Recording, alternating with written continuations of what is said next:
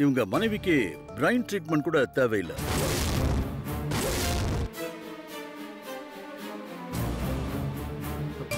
என்ன டாக்டர் சொல்றீங்க?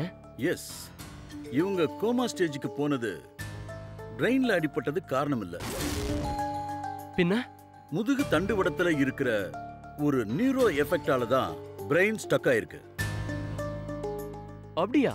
ஆமா, பாத்ரூம்ல கீழே விழுந்தப்போ தலையில அடிபட்ட அதே சமயத்துல முதுகு தண்டுவடத்துல கூட ஒரு சின்ன அடிபட்டிருக்கு. ஓ மை காட், அது கிரிட்டிக்கலான பிளேஸா? ஆமா, அதோட எஃபெக்ட் தான் இந்த கோமா. அதை எப்படி குணப்படுத்துறது டாக்டர்? மெடிசன்ஸ் இருக்கா? மெடிசன்ஸ்லாம் இருக்கு. ஆனா அதுல ஒரு சின்ன ப்ராப்ளம் இருக்கு. என்ன ப்ராப்ளம் டாக்டர்? இப்போ உங்க மனைவிக்கு அடிபட்டு 48 மணி நேரம் ஆயிடுச்சு இல்லையா? ஆமா டாக்டர். இன்னும் 72 மணி நேரத்துக்குள்ள நியூரோ எஃபெக்ட் போறதுக்கு நாம ஒரு இன்ஜெக்ஷன் கொடுத்தாகணும். இல்லைன்னா இப்போ லேசா அட்டாக் ஆயிருக்கிற கோமா நிரந்தரமாயிடும். அதுக்கப்புறம் வாழ்க்கை பூரா இப்படி பொம்மை மாதிரி படுத்திருக்கும்படி ஆயிடும்.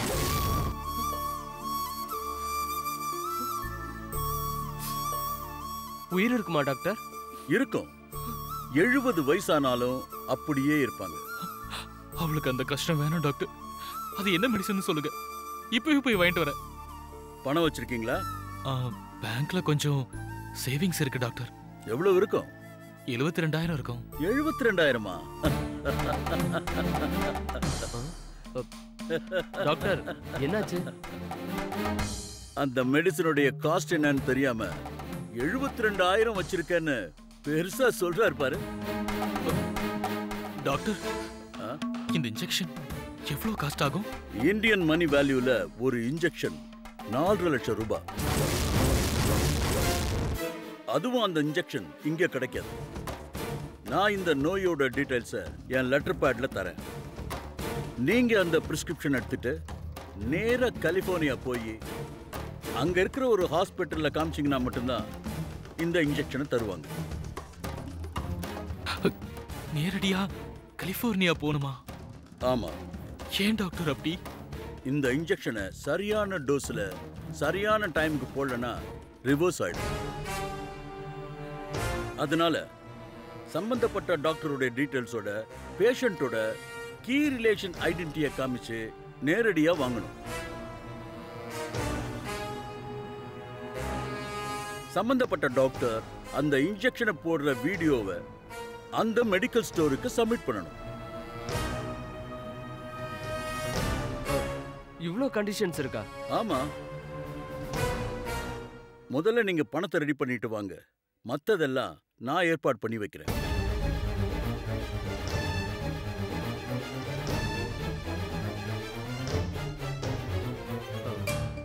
பிரசாத், எவ்வளவு தேவைப்படுதுன்னு புரியுதா? எப்படியும் 6 லட்சம் ரூபாய் தேவைப்படுதுன்னு புரியுது சார். அவ்வளோ பணத்தை எப்படி புரட்ட போறீங்க? ஒரு சோர்ஸ் இருக்கு சார், அதை ட்ரை பண்றேன். உங்க ஒய்ஃபோட அப்பா இருப்பாரு? அவர் இல்ல டாக்டர். ஏன், என்னாச்சு? போன மாசம் அவர் ஒரு ரோட் ஆக்சிடென்ட்ல இறந்துட்டாரு. ஓ, ஐ அம் சாரி. இப்போ ஒரு மெடிசின் கொண்டு வர்ற வரைக்கும் நீங்க இங்க இருப்பீங்களா டாக்டர்? நான் 2 நாள் இங்க இருக்கேன். அதுக்குள்ள ஒரு மெடிசனை கொண்டு வந்தா நான் இன்ஜெக்ஷன் போட்டுட்டே போறேன். அப்படின்னா கலிபோர்னியாவுக்கு நீங்க தர வேண்டிய ரெஃபரன்ஸ் லெட்டரை நீங்க எப்படி கொடுப்பீங்க? அதெல்லாம் மெயில்ல அனுப்பலாம். மெடிசன் வாங்க நீங்க போயிட்டு வரீங்களா பிரசாத்? எனக்கு என் மனைவி ரொம்ப முக்கியம் டாக்டர். நான் மெடிசனை வாங்கிட்டு வந்தேன். வெரி குட், போயிட்டு வாங்க. Best of luck. டாக்டர் சொல்லுங்க. அது வரைக்கும் லில்லியை பாத்துக்கிறதுக்கு யாரையாவது அரேஞ்ச் பண்ணலாமா? No problem. அவங்க இப்போதைக்கு உயிரோட இருக்கிற ஒரு பொம்மை, அவ்வளவுதான். நீங்க பயப்படாம போயிட்டு வாங்க. Okay doctor. அப்ப நான் மெடிசனோட வரேன். வாங்க.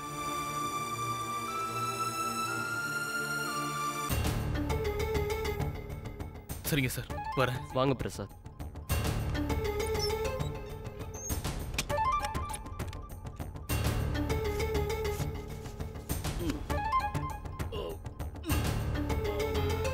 நான் நல்லா பேசணும்னா?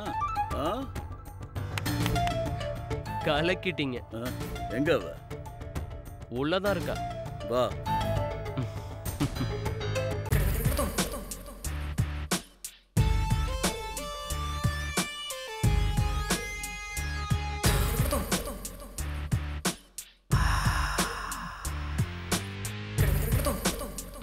இவ எப்படி இருக்கா? ம்மா. அம்சமா இருக்கா. நீ சொல்ற வரைக்கும் எனக்கு இவ மேல அப்படி ஒரு எண்ணம் வரவே இல்ல. இப்போ வந்துருச்சா? ஆமா. தொட்டுட்டியா? சேச்சே, முதல்ல நீ தொடாம நான் எதை தொட்டிருக்கேன்? சும்மா லேசா அப்படியே அப்படியே. அட டெம்ப்ட் ஆனப்பா, வேற எதுவும் பண்ணல. விடு. நான் சொல்ற வரைக்கும் அடக்கமா இருக்கணும், புரியுதா? புரியுது. ஆமா, இவ போட்டோவை பார்த்ததும் இவளை கூட்டிட்டு வந்து கெஸ்ட் ஹவுஸ்ல வையின்னு ஐடியா கொடுத்தியே, இவளை முன்னாடியே தெரியுமா? தெரியும். இவ கூட எனக்கு ஒரு கணக்கு பாக்கி இருக்கு. அதுக்காக தான் இவளை கொண்டு வர சொன்னேன். அப்படின்னா என்ன கணக்கு அது? சொல்றேன்.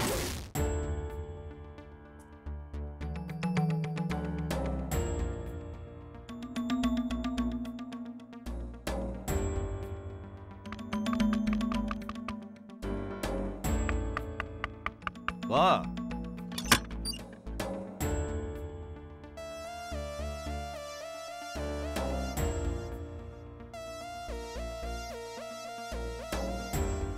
என்னண்ணா பண்ணிக்கிட்டு இருக்கீங்க? சும்மா படுத்துருக்கேன். சாப்பிட வரல? இல்ல, நீ சாப்பிட. ஏன் இன்னைக்கு நீங்க சாப்பிட மாட்டீங்களா? எனக்கு வேண்டாம். அதான் ஏன்னு கேக்குறேன். மனசு சரியில்லை. இன்னும் அந்த மேகலை விஷயத்தையே மனசுல போட்டு குழப்பிக்கிட்டு இருக்கீங்களா? அவங்க யாரோ ஃப்ராடுங்கண்ணே. என் மேல ஏதாவது பழிய சுமத்தி ஏதோ சாதிக்கணும்னு பார்த்தாங்க. அது முடியல, போயிட்டாங்க. நீங்க ஏன் அவங்கள பத்தி யோசிச்சுட்டு இருக்கீங்க? அந்த ஃப்ராடுங்க உன்னையே குறி வச்சாங்க. அது அது வந்து ஒருவேளை நம்மகிட்ட நிறைய ஆஸ்திங்க இருக்கு, பெரியவங்க யாருமே இல்ல, இருக்கிறது நாம 2 பேர் மட்டும்தான், அந்த ஆஸ்தி அடைகிறதுக்காக உன்னை வளைச்சு போட ட்ரை பண்ணிருப்பாங்களோ? இருக்கலாம். Chances are there. அப்படின்னா கூட என்னத்தானே வளைச்சு போட்டுருக்கணும். ஆமா. ப்ராப்பர்ட்டிஸ் மொத்தமுமே என் பேர்ல தானே இருக்கு. ஆமா. எனக்கும் தான் கல்யாணம் ஆகல. ஆமா. அப்போ என்கிட்ட அந்த பொண்ணு டிராமா ஆடி இருக்க வேண்டியது தானே? ஏன் உன்னை செலக்ட் பண்ணி என்கிட்ட வந்து போய் சொல்றாங்க? அது அது வந்து தெரியலண்ணே. அவங்க குறி ஆஸ்தி இல்ல, பின்ன வேற ஒண்ணு. வேற ஒண்ணுனா? நீ தான் அவங்களோட டார்கெட்னு நினைக்கிறேன். நானா? ஆமா. உன்னை ட்ராப் பண்றதுக்காகத்தான் அவங்க உன் மேல பழி போட்டிருக்காங்க. அதனாலதான் அந்த பொண்ணு உன்னால பாதிக்கப்பட்டவன்னு சொன்னாங்க. நீ அவளை பார்த்ததே இல்லையா? இல்லனா. அப்படின்னா அவ பொய் சொல்றா. 100% பொய் தானே சொல்றா. அவ சொன்னது பொய்னா நீ சொன்னது உண்மையா இருக்கணும் இல்லையா? அண்ணா, செப்டம்பர் 2ஆம் தேதின்றது ஒர்க்கிங் டே இல்லையா? அது சண்டேயோ சாட்டர்டேயோ கிடையாது நீ லீவ் எடுக்கிறது. கரெக்டா? நீ இது வரைக்கும் ஆபீஸ்க்கு லீவ் படாம போயிட்டு இருக்கேன்னு என்கிட்ட சொல்லியிருக்க. கரெக்டா? ஆமாண்ணா. அப்படின்னா அன்னைக்கு நீ எப்படி அந்த வீட்டுல இருந்த? அன்னைக்கு என் ஃப்ரெண்டு ஜெகாவுக்கு கார் ஆக்சிடென்ட் ஆயிருச்சு. அவனை பார்க்க அவன் வீட்டுக்கு ஆபீஸ்ல பர்மிஷன் போட்டு தான் போனேண்ணே. அப்புறம் திரும்பி 1 ஹவர்ல வந்துட்டேன். நிஜமாவா? ஆமாண்ணே. அந்த 1 ஹவர்ல நீ அந்த வீட்டுல இருந்த சமயத்துல தான் அவளை நீ மிஸ்யூஸ் பண்ணதா அந்த பொண்ணு சொல்றா இல்லையா? ஆமாண்ணே. அவ ஏன் அந்த மாதிரி சொல்லணும்? நாம ஏதாவது பணம் கொடுத்து அவங்கள சரி கட்டுவோம்னு நினைச்சு அப்படி பேசுறாங்கன்னு நான் நினைச்சேன். நீங்களே இல்லைங்கிறீங்க. அவங்க டிராமா ஆடுறது கண்டிப்பா பணத்துக்காக இல்லைன்றது மட்டும் என்னால உறுதியா சொல்ல முடியும். எப்படி அப்படி சொல்றீங்க? அதுதான் அவங்க உத்தேசம்னா கண்டிப்பா போலீஸ்குள்ள போயிருப்பாங்க, பேரம் பேசிருப்பாங்கல்ல. அவங்க இந்த வீட்டை விட்டு கிளம்பி போய் 7 மணி நேரம் ஆகுது. இது வரைக்கும் உனக்கு ஃபோன் பண்ணாங்களா? இல்ல. எனக்கும் ஃபோன் பண்ணல. ஆக 2 பேருக்குமே பண்ணல.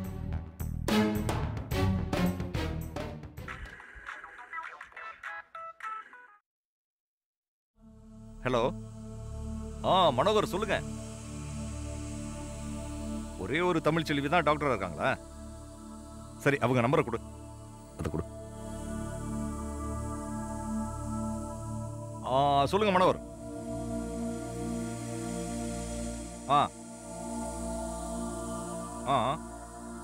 Okay okay. Okay, thank you Manohar. நான் அப்புறமா கூப்பிடுறேன்.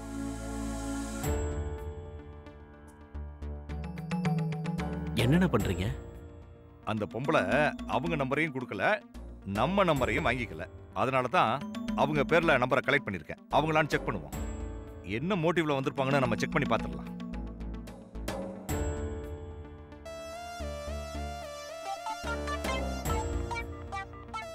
Hello hello. வணக்கம் டாக்டர் தமிழ்ச்செல்வி. வணக்கம் டாக்டர். நான் தான் கண்டுபிடிச்சிட்டீங்களே. ஒரு வாட்டி சந்திச்ச யாரையுமே அவ்வளவு சுலபமா மறக்கிறது இல்ல. அது சரி. சரி, என்ன விஷயம் சொல்லுங்க. அடமண்ட நான் அப்படி பேசிட்டேன் ஒழிய, ஆறாம் முறை யோசிச்சு பார்த்தப்போ ஒரு பொண்ணுக்கு அநியாயம் பண்றோமோன்னு கொஞ்சம் டென்ஷன் வந்துருச்சு. தேங்க்ஸ். எதுக்கு தேங்க்ஸ்? அநியாயம் பண்ணத ஒத்துக்கிட்டதுக்கு. நான் எப்பவுமே என்னோட தப்பை ஒத்துக்கிற கேரக்டர் தான் madam. It's okay. What next? நீங்க சொன்ன மாதிரியே என் தம்பிக்கும் அந்த பொண்ணுக்கும் கல்யாணம் பண்ணி வச்சிடலாம் மேடம். நிஜமாவா சொல்றீங்க? ஆமா, என் தம்பிக்கிட்ட நான் பேசிக்கிறேன். ஆனா ஆனா என்ன? உண்மையிலேயே என்ன நடந்துச்சுன்னு எனக்கு தெரிஞ்சாகணும். அப்படின்னா? ஆரம்பத்துல இருந்தே எல்லாத்தையும் நான் தெரிஞ்சுக்கணும். அந்த பொண்ணு மேகலையோட அப்பா அம்மா ஃபேமிலி ட்ரீல இருந்து என் தம்பியோட ஃப்ரெண்ட்ஸுகள் வரைக்கும் அவ பாதிக்கப்பட்ட எல்லா விஷயங்களையும் நான் தெரிஞ்சுக்கணும். ஓ ஷூர், தாராளமா. நான் உங்களை பத்தின டீடைல்ஸ் எல்லாத்தையும் தரேன். நீங்க கலெக்ட் பண்ணிட்டீங்களா? பண்ணிட்டேன். எப்ப மீட் பண்ணலாம்? நாளைக்கு உங்களுக்கு ஓகேவா? ஓகே. தேங்க்யூ. பை.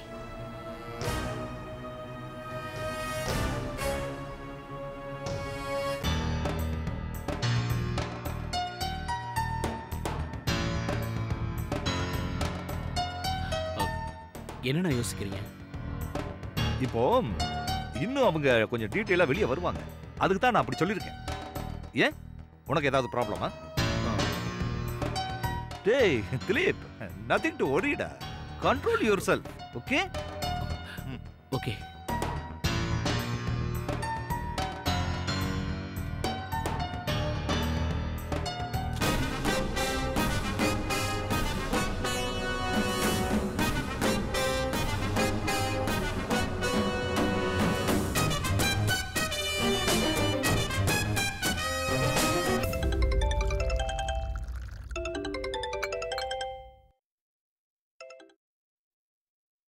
ஹலோ. எப்படி இருக்க பப்பி? நல்லா இருக்கேன்னா. அந்த பொம்பளை தமிழ்ச்செல்வி நீ மேகலின்னு சொன்னதையும் திலீப்பால உனக்கு அநியாயம் நடந்ததுன்னு சொன்னதையும் நம்பிட்டாங்களா? தாராளமா நம்பிட்டாங்க. What next? சொல்றேன். நீ இப்ப எப்படி இருக்கியோ அப்படியே மெயின்டைன் பண்ணு. ஓகே? ஓகேண்ணா. Okay, by. பை.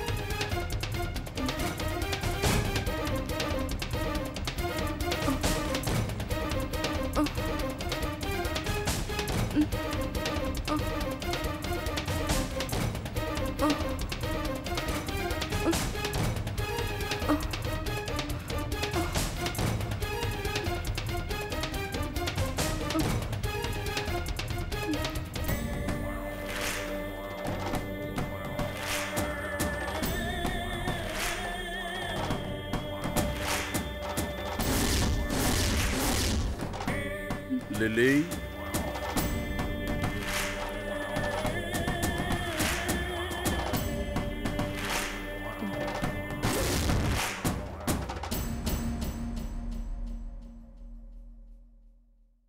எப்படி இருக்க லில்லி?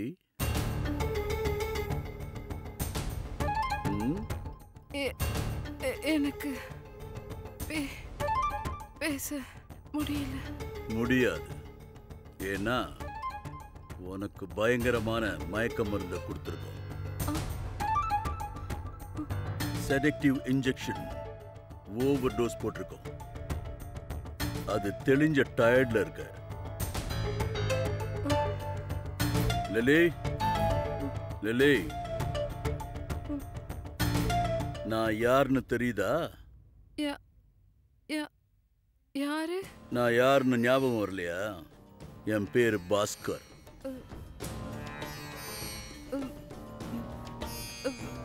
பாஸ்கர்? எந்த பாஸ்கர்னு கேக்குறியா?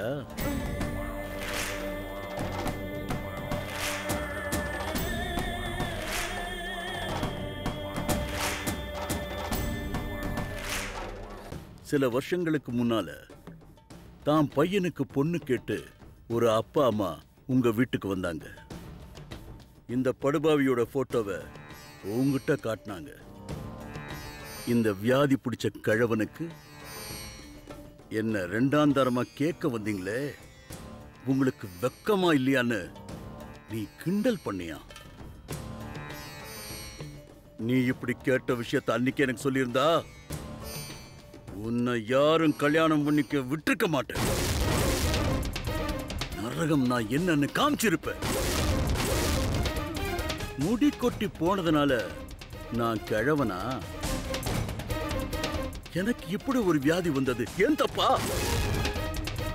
என் வயசு என்னன்னு தெரியுமா? 30 அடி. 30 வயசுல 60 வயசு கிழவ மாதிரி என்ன காட்டுறது இயற்கையோட இஷ்டம். இதுல ஏன் தப்பு என்ன? 30 வயசு மகனுக்கு 22 வயசுல மருமகளை தேடி வந்ததுல எங்க அப்பா அம்மா தப்பு என்ன? நீ படிச்சவதானே. இந்த விஷயம் பரவாதுன்னு அவங்க உங்ககிட்ட எடுத்து சொன்னப்போ புரிஞ்சதில்ல. அப்புறம் எதுக்குடி அவ்வளவு கேவலமா பேசுன? பிடிக்கலன்னா பிடிக்கலன்னு சொல்லிட்டு ஒதுக்கிட வேண்டியதானே? அவங்கள கேவலமா பேசுறதுக்கு உனக்கு என்னடி ரைட்ஸ் இருக்கு? நீ அவமானப்படுத்தின விஷயத்த எங்க அம்மா 2 நாளைக்கு முன்னாடிதான் என்கிட்ட சொல்லி வருத்தப்பட்டாங்க. உன்னை பழி வாங்கி ஆகணும்னு துடிச்ச. கரெக்டா அப்பதான் ஜெகம் உன் போட்டோவையும் நீ பாத்ரூம்ல மயங்கி கோமாக்கு போன விஷயத்தையும் சொல்லி ஒப்பீனியன் கேட்டான். உன் வீட்டுல மயங்கி விழுந்த காரணம் உன் மூளையில ஒரு சின்ன பிரச்சனை. அது சாதாரண பிரச்சனை. அதுக்கு உடனே மெடிசன் கொடுக்க வச்சுட்ட. நீ கிளியர் ஆயிட்ட. ஆனா நான் தான் உன்னை பழி வாங்கறதுக்கு 2 செடக்டிவ் இன்ஜெக்ஷன் போட சொன்னேன். ஹாஸ்பிட்டல்ல இருந்தா பிரச்சனை ஆகும்னு டிராமா ஆன. உன் புருஷனை மருந்து வாங்கணும்னு பயமுடுத்தி வெளிநாட்டுக்கு அனுப்பி வச்ச.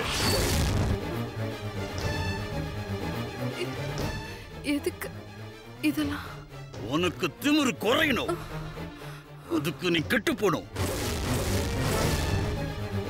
இப்ப நாங்க 2-3 பேர் சேர்ந்து உன்னை கெடுக்க போறோம்.